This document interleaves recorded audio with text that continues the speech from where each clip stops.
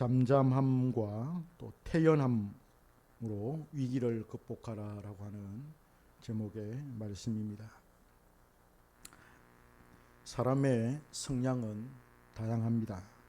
MBTI라고 하는 그런 적성 검사, 심리 검사가 있는데요. 그런 또 혈액형 검사나 또 이 네 가지의 이 성질을 통해서 우리는 내가 어떤 성향의 사람인지를 또 객관적으로 파악할 수가 있습니다. 뭐 담즙질이냐, 우울질이냐, 뭐 이런 거 있지 않습니까? 이런 네 가지의 성향도 있고 MBTI도 있고 한데, 이런 세부적인 것을 차치하고서라도 사람의 성향을 우리는 크게 두 가지로 나눌 수 있다고 봅니다. 동적인 사람인가 아니면은 정적인 사람인가 하는 것입니다. 모든 사람은 아마도 이 두 부류에 속할 것입니다. 동적인 것과 정적인 것은 극과 극이지요. 상반된 성향입니다. 이 두 부류의 사람은 함께 살기에 불편하기도 하지만은 특별히 일을 위해서 이렇게 이런 사람들이 함께 모였다면 항상 시끄럽고 또 갈등을 일으키기도 합니다. 그러나 부부로 만났을 때는 의외로 또 잘 사는 그런 경우도 볼 수가 있어요. 추구하는 게 다르고 일하는 방식이나 삶의 스타일이 다르죠. 양쪽 모두 장단점이 있다고 저는 생각합니다. 너무 정적이면 활동이 없고, 활동이 없으면 또 발전이 없다고 그러지요. 시끄러운 것을 싫어하고 아주 조용한 것을 좋아하는 사람이 정적인 사람이라 할 수가 있습니다. 반대로 동적인 사람은 아주 진취적이지요. 조금도 그는 가만히 앉아 있을 수가 없어요. 사람을 만나서 떠들고 또 자신의 견해를 거침없이 말하고 힘들면 힘들다고 아프면 아프다고 소리를 칩니다. 어려우면 어려워서 못 살겠다고 소리를 치고 세상이 왜 이러냐고 또 불평을 하면서 외치기도 하지요. 그래서 그는 혼자 있지를 못합니다. 어울려야 그는 자신의 존재감을 나타내기도 하고 사람들을 또 리드해야 자신의 역량을 마음껏 발휘할 수 있다고 그렇게 여깁니다. 일을 꾸미고 일을 또 실행하려고 노력하지요. 실행력이 있는 사람은 일이 되지만은 또 떠들기만 하고 추진력이 없는 사람은 또 소란하기도 하지요. 이 둘의 합이 우리는 뭐 정중동이라든지 아니면은 동중정이라고 우리는 그렇게 말을 합니다. 양극단으로 가기보다는 너무 정적으로 가는 것도 그렇고 너무 동적으로 가는 것도 그렇고 이 둘이 잘 조화가 되고 합해지면 좋지 않겠나 해서 우리는 정중동 또 동중정 이런 성향을 좋아하기도 합니다. 우리는 오늘 이 본문에서 정중동이라 할 수 있는 이 잠잠함과 또 태연함에 대해서 생각하게 됩니다. 이 잠잠함이라고 할 때 이 잠잠함은 잠수함이 물밑으로 유유히 떠다니는 것을 연상케 합니다. 잠자라고 할 때 잠수함 잠자이지 않습니까? 침잠할 때 잠자. 잠잠하라 라고 할 때 조용해지는 것을 말을 하죠. 수면 위로 떠오르지 않고 물속에서 푹 내려앉아 있는 것을 의미합니다. 태연함이라고 할 때 태연은 어떤 일에도 그 사람이 영향을 받지 않고 편안하여 평소와 다름없음을 나타내는 그 상태를 의미합니다. 성격으로 보면은 좀 정적인 것 같지요. 표면적으로 드러나는 상황이 어떤지 상관없이 자신의 마음을 지키면서 요란하지 않고 요동하지 않는다, 흔들리지 않는다라는 것입니다. 이런 사람의 성향은 좀 뭐 담접질, 또 태음인 뭐 그런 성향일 수가 있습니다. 아주 어떤 일에도 뭐 기쁜 일에도 슬픈 일에도 미동하지 않는 그런 사람들을 볼 수 있지 않아요? 근데 우리는 그런 사람들을 일컬어서 성경에서 말하는 잠잠한 사람이다, 또 태연함을 가진 사람이다 이렇게 말하지 않습니다. 자신이 지닌 성향 때문에 잠잠함과 태연함을 보일 수가 있습니다. 좀 나쁘게 말하면은 벽창호일 수 있어요. 그런 요동이 없는 사람, 미동이 없는 사람들은 벽창호, 고집이 세고 아집이 세고 남의 말 절대 듣지 않는 그런 벽창호일 수가 있어요. 그러나 성경에서 말하는 이 잠잠함과 태연함은 그런 거하고는 전혀 상관이 없다. 자, 그러면 오늘 본문에서 말하는 이 잠잠함, 이 태연함에 대해서 한번 살펴보도록 합시다. 사람이 어떤 일을 만났을 때, 특별히 위기를 만났을 때 잠잠하고 태연한 자세를 취하는 것은 매우 어려운 일입니다. 사람의 자연적인 성격에서 나오는 것이 아니기 때문에 매우 어렵다는 거예요. 우리가 몇 가지로 생각할 수 있는데, 첫째는 이 잠잠함은 신뢰의 상태를 나타내는 외부적인 표징입니다. 시편 23편 3절에 보면은 전쟁이 일어나 나를 치려 할지라도 나는 여전히 태연하리로다 이렇게 말합니다.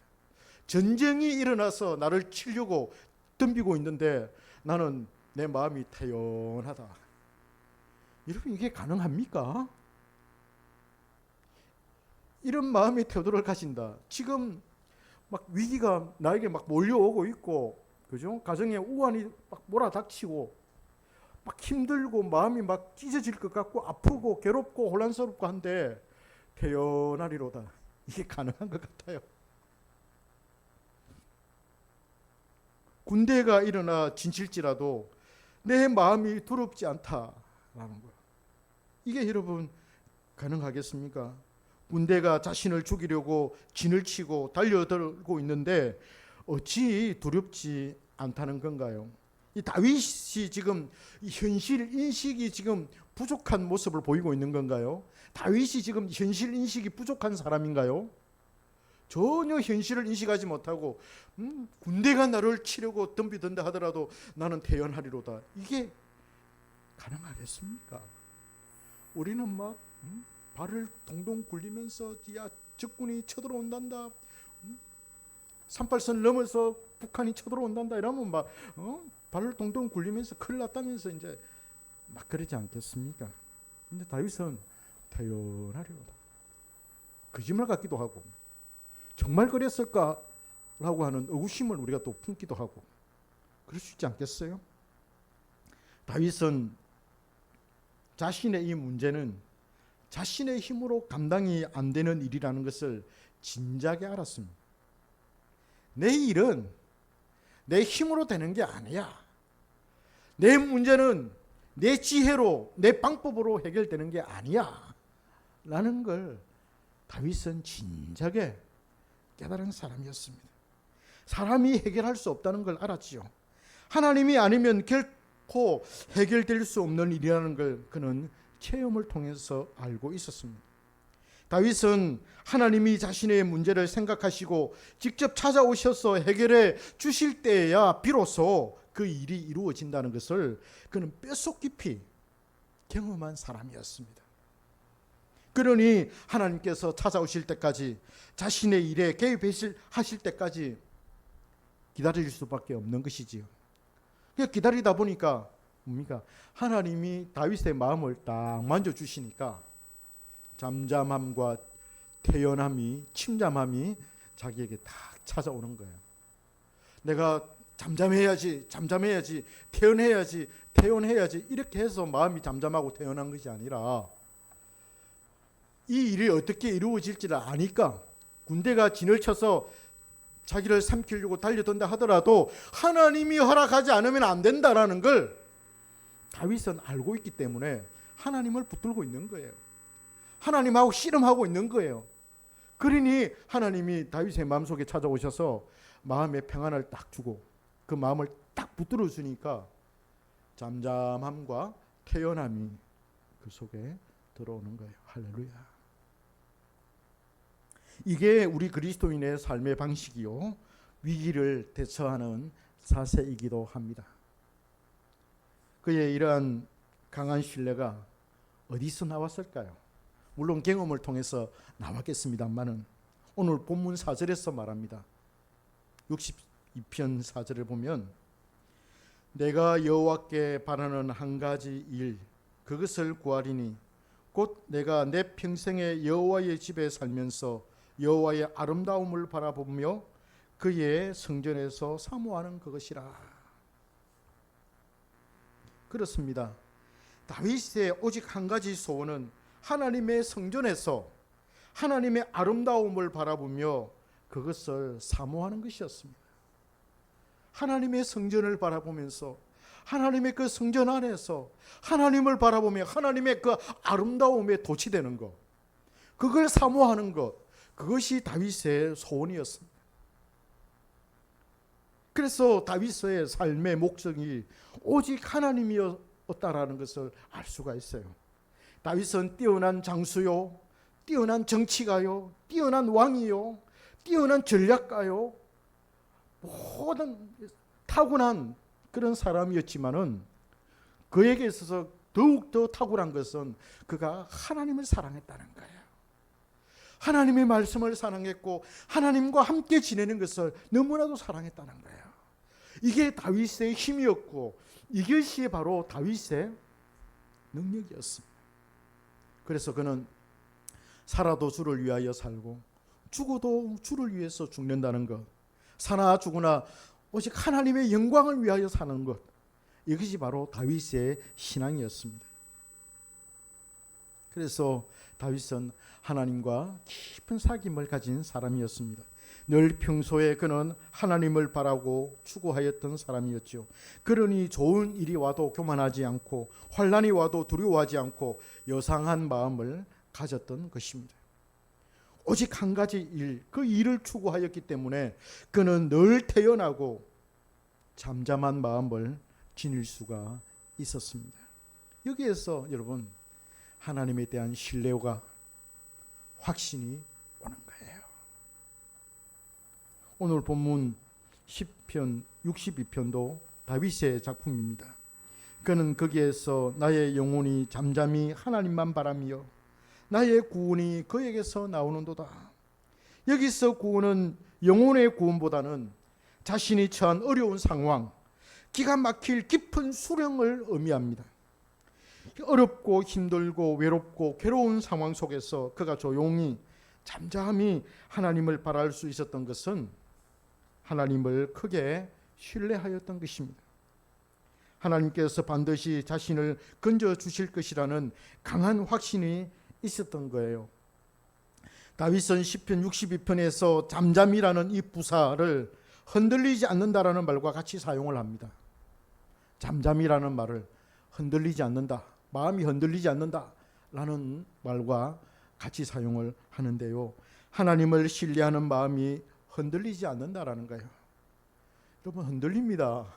왜 흔들리지 않겠습니까? 정말 깊은 수렁에 한번 빠져보십시오.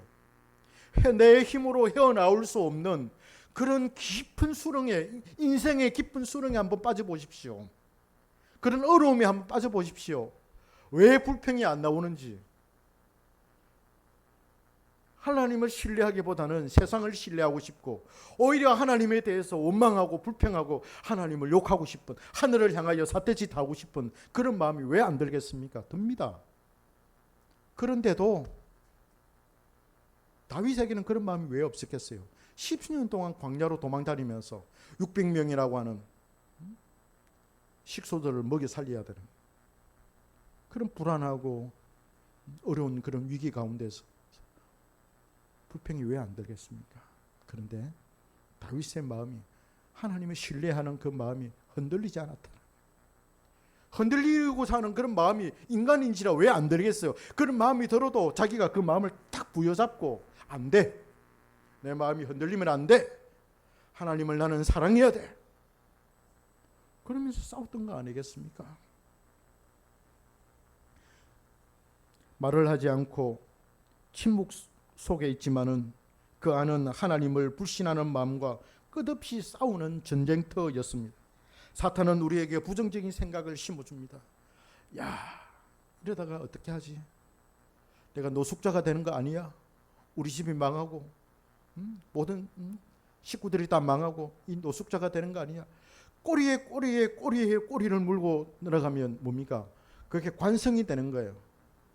악한 생각의 관성이 자기를 지배하게 되면 결국 어디입니까? 결국은 완전한 밑바닥이 되는 거예요.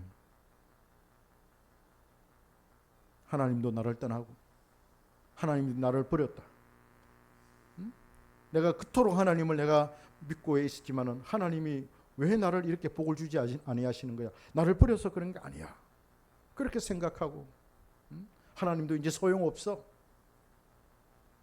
그러면서 꼬리에 꼬리를 물고 악한 생각에 관성에 젖어서 나쁜 생각을 거듭하게 되면 그렇게 됩니다. 그런데 다윗은 그런 생각이 관성의 그 악한 본성의 관성이 계속 이어지기 전에 그걸 딱 차단을 하고 말씀의 칼로서 딱 잘라내고 뭡니까? 하나님이 나와 함께 하신다. 하나님이 나를 사랑하신다. 하나님이 나를 건져주신다. 하나님이 나의 이 문제를 해결해 주실 것이야. 반드시 해결해 주실 것이야. 그런 마음을 강하게 먹는 거예요. 그걸 실험하는 거예요. 자신 속에서. 두 가지 마음이 막 안에서 불꽃 튀듯이 막 싸우고 있을 때 다윗은 딱 하나님을 붙들고 하나님 말씀을 딱 붙들고 그렇게 실험하는 거예요. 실험하다 보니 때가 되면 하나님께서 그 마음속에 신뢰를 주시고 확신을 허락해 주시는 겁니다. 할렐루야. 그래서 다윗은 자신의 내면의 정쟁에서 늘 승리할 수가 있었던 것입니다. 하나님을 사랑하기에 끝까지 하나님을 신뢰하였던 것입니다. 하나님을 신뢰하는 데 있어서 가장 중요한 게 하나님을 사랑하는 것입니다. 하나님의 아름다움을 바라보고 그것을 사모하는 것입니다. 사랑하는 성도 여러분, 위기에 직면하여 하나님을 신뢰할 때 가장 중요한 것이 뭔 줄 아십니까? 말을 적게 하는 것입니다. 말을 적게 하는 것입니다. 함부로 입을 열거나 급한 마음으로 말을 내어서는 안 될 것입니다. 성경의 여러 곳에서 이와 같은 말을 합니다. 예레미야 애가 3장 26절에 사람이 여호와의 구원을 바라고 잠잠히 기다림이 좋도다. 할렐루야. 전도서 5장 2절에도 동일한 말을 합니다. 너는 하나님 앞에 함부로 입을 열지 말며 급한 마음으로 말을 내지 말라. 하나님은 하늘에 계시고 너는 땅에 있음이라. 그런즉 마땅히 말을 적게 할 것이라. 부정적인 말이죠. 부정적인 말을 적게 하라는 거예요. 우리 주님도 곤욕을 당하시며 괴로울 때 입을 열지 아니하셨습니다.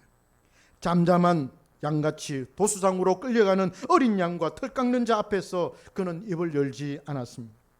그래서 이사야 선지자는 우리가 잠잠하고 조용히 하나님을 신뢰하여야 구원을 얻을 것이라고 말했던 것입니다. 이것은 하나님을 기다릴 때도 동일합니다. 시편 37편 7절에 여호와 앞에 잠잠하고 참고 기다리라. 자기 길이 형통하며 악한 꾀를 이루는 자 때문에 불평하지 말지어다 라고 말합니다. 참고 기다릴 때 불평하지 말고 잠잠하라는 겁니다. 왜 불평하느냐라는 것입니다. 근심이 심할 때 우리는 잠잠해야 합니다.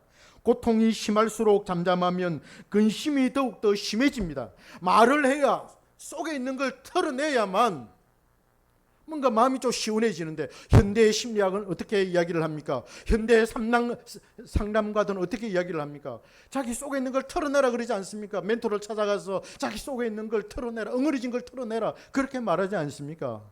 그런데 성경은 위기를 당할 때마다 하나님 앞에서 잠잠하라는 것입니다. 혹여 입을 열어서 말할 때 범죄할까 봐 입에 재갈을 물리겠다는 것입니다. 시편 39편 1절과 2절에서 그렇게 말합니다. 우리는 고통이 심할수록 입을 열어서 자신의 아픔을 호소합니다. 자신의 울분을 해소시킬 희생양을 찾습니다. 그것이 가족이나 주변의 사람들이 될 수 있고 사회적인 문제가 될 수가 있습니다. 세상 사람들의 모습을 바라보면서 불평을 해야 됩니다. 자기가 잘못해서 어려움에 처해져 놓고 세상이 잘못했다고 세상에 뒤집어 씌우고 나라가 잘못했다고 나라에 뒤집어 씌우고 그래서 나라를 욕을 하고 사회를 욕을 하고 막 그렇지 않습니까? 그게 다 여기에서 나오는 거예요. 여기에서 불평과 불균형을 끄집어 나와서 왜 누구는 악하게 사는데도 불구하고 저렇게 잘 살 수 있는가? 저 사람 악한 사람인데 왜 저렇게 잘 살 수 있는가? 하나님이 도대체 살아계시는가? 세상은 왜 이렇게 돌아가는가? 왜 그가 영양도 안 되는데 높은 자리에 앉아 있는가? 영양이 안 되면 내려와야지. 왜 그 자리에 앉아 있는가? 세상 참 더럽다 라고 원망과 불평과 독설을 쏟아냅니다. 그래야 막 좀 속이 좀 시원하다 그러잖아요. 우리는 환난을 당하면 말을 많이 하고 말을 함부로 합니다. 그래야 자신의 마음이 위로를 얻고 편안함을 누릴 수 있기 때문입니다. 그러나 그런 편안함은 잠시뿐입니다. 근본적인 해결이 되지 않습니다. 오히려 죄만 지을 뿐입니다. 그래서 시인들은 환난을 당할 때 말을 조심하며 잠잠하라고 당부하는 것입니다. 잠잠함은 하나님을 믿는 마음의 표징이기, 믿음의 표징이기 때문입니다. 내가 믿음이 있다는 증거이기도 합니다. 그래서 우리는 말을 조심해야 합니다. 두 번째 우리가 생각할 수 있는 것은 위기를 대처할 때 우리는 어떻게 해야 될까? 잠잠함은 우리의 마음을 하나님 앞에 토로하는 것입니다. 하나님 앞에 내 마음을 토해내는 것입니다. 아까 이야기했지요. 누군가에게 가서 내 마음 속에 있는 말을 풀어내야 속이 시원해진다고. 현대 심리학이나 현대 의학에서 그렇게 말을 합니다. 그러나 그 대상이 누구냐가 중요하죠. 사람에게 쏟아보면 소용이 없어요. 오히려 문제가 더 커질 뿐입니다. 누구에게 가서 내 마음을 토해냅니까? 하나님께 토해내는 것입니다.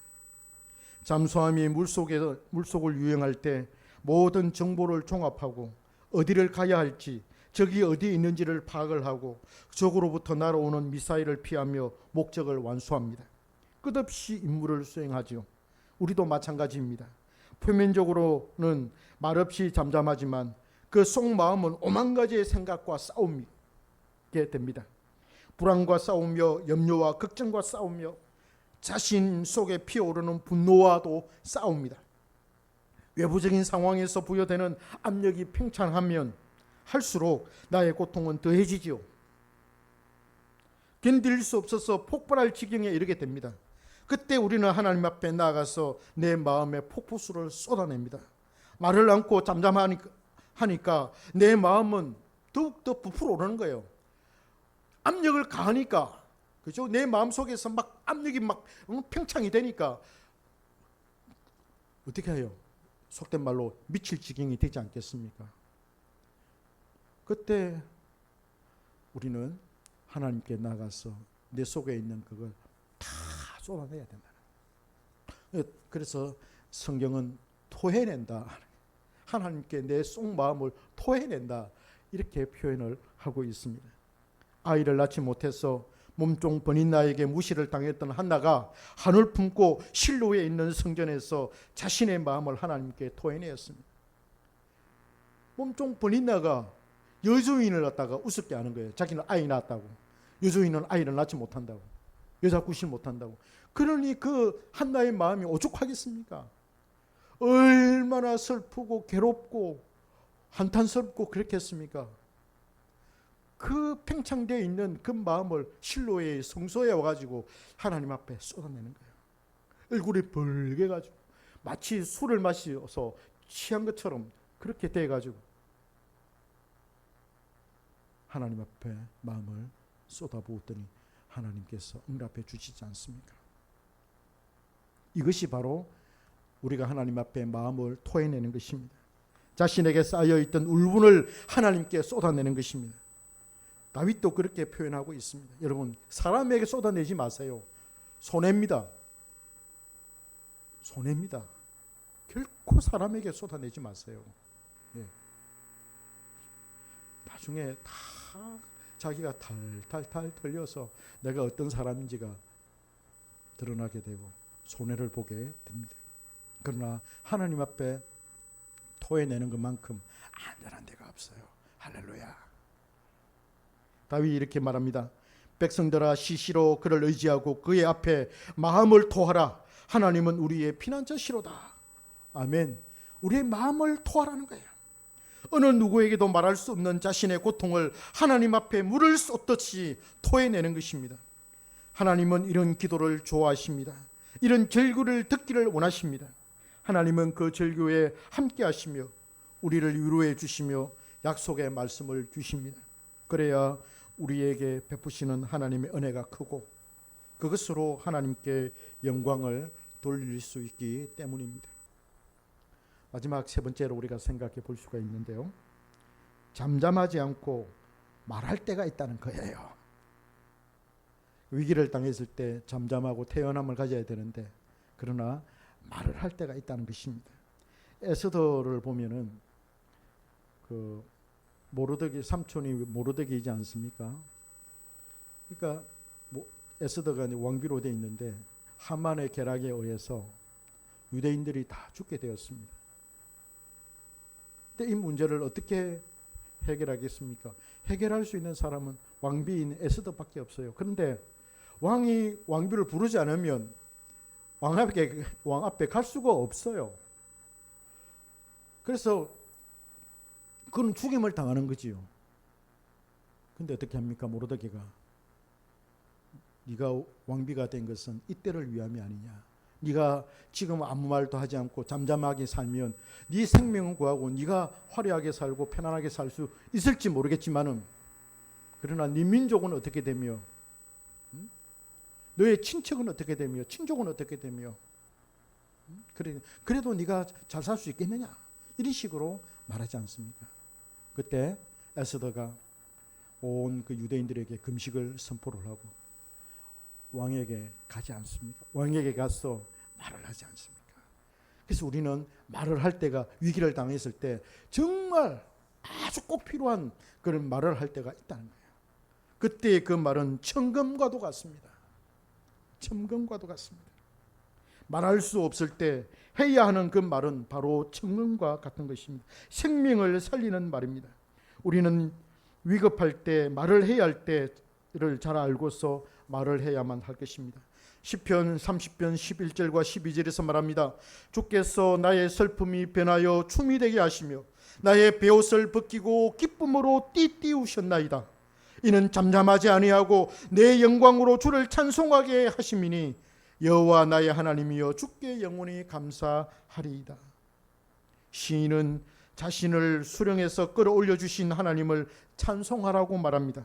슬픔이 변하여 춤이 되게 하셨고 베옷을 벗기시고 기쁨을 띠띠우신 그 하나님을 자신의 영광으로 찬송할 것이라고 말하고 있습니다. 잠잠하지 않고 입을 열어서 만방의 하나님을 알리고 자신 하나님의 인자하심과 자비로우심을 선포하겠다는 말입니다. 하나님께서 자신에게 베풀어 주신 은혜를 자신의 영광으로 찬송하겠다는 것입니다. 이는 자신이 얻은 영광이 하나님의 영광 아래 있고 종속되어 있음을 나타내는 것입니다. 우리는 우리를 향한 하나님의 이 놀라우심을 늘 노래하고 찬송하며 모든 사람에게 알려야 할 것입니다. 그래야 하나님께서 영광을 받으시고 세상 모든 사람들이 하나님을 두려워하며 하나님의 존재를 인식하며 하나님을 귀하게 여기게 될 것입니다. 사랑하는 성도 여러분, 말씀을 요약하겠습니다. 우리가 위기를 당했을 때 사람에게 찾아가서 내 마음을 토로하지 마시고 그러면 그럴수록 잠잠히 하나님 앞에서 태연함을 가지고 끝까지 하나님을 신뢰하고 또 하나님의 그 성전 안에서 하나님과 함께 거하기를 사모하면서 하나님이 찾아오셔서 내 마음을 만져주시고 하나님께서 내 문제를 해결해 주실 때까지 기다리는 것입니다. 그 기다릴 때 입을 열지 말고 함부로 입을 열지 말고 잠잠히 태연함을 유지하면서 그게 팽창이 되면 팽창이 될수록 하나님 앞에 나아가서 내 마음을 토로할 때 하나님께서 때가 되면 그 문제를 해결해 주시는 것입니다. 우리 그리스도인은 이렇게 자신의 문제, 자신의 위기를 극복해 가는 것입니다. 할렐루야. 그러나 우리는 또 말을 할 때가 있습니다. 말을 할 때가 있습니다. 말을 할 때는 말을 해야 합니다. 그것도 심사숙고해서 꼭 필요한 말, 천금과 같은 그런 말을 에스더가 왕에게 나가서 자신의 민족을 구하기 위해서 말을 했던 것처럼 그런 꼭 필요한 말을 할 때는 우리는 해야만 될 것이고 또 하나님께서 수령에서 건져주신 그 하나님을 우리가 찬송할 때 사람에게 하나님을 자랑하고 하나님을 칭송할 때 우리는 말을 해야만 할 것입니다. 그래서 오늘 이 말씀으로 여러분들의 그 위기를, 어려움을 잘 이겨내시고 극복해내시는 우리 성도님들 되시기를 주님의 이름으로 축복합니다.